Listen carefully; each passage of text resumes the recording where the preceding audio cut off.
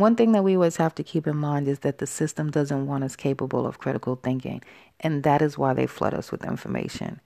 They know how to program us to misdirect our senses and misdirect what we see. They know if you don't use analytical thinking and just accept their reports and the info that they provide, that you'll unknowingly collaborate with them and do their bidding. We see this happening in the case with R. Kelly. You have black people joining the attack, collaborating with white power. You have people yelling, he's a pedophile, he's a monster, put him under the jail. The word pedophile makes it seem like a more heinous crime or that he is a sick person, when that word is being misused in this case. A pedophile is someone who is sexually aroused by pre-puberty children. So that would be children under about the age of 13, mostly.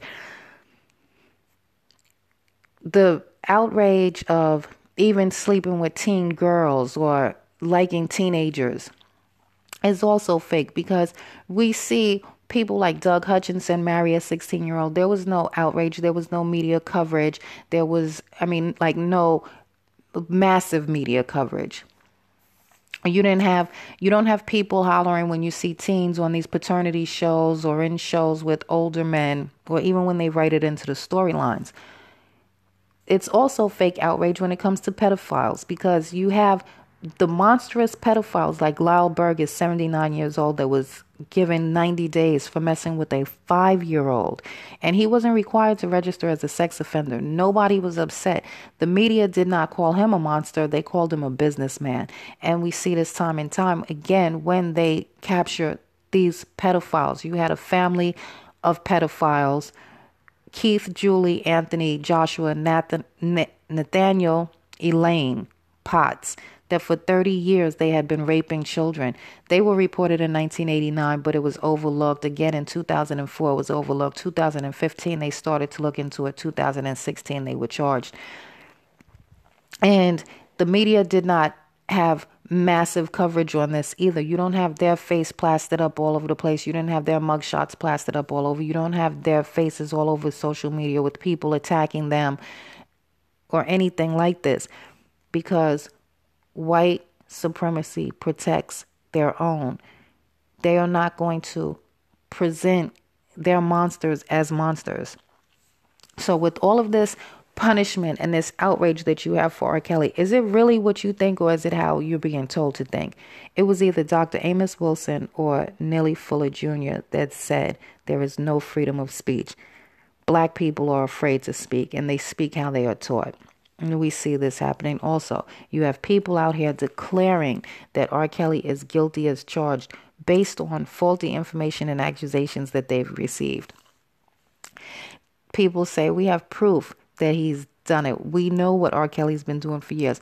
We have proof that he likes young girls. We saw him on the tape. When in reality, no, you don't have proof. You are passing your opinion off as fact.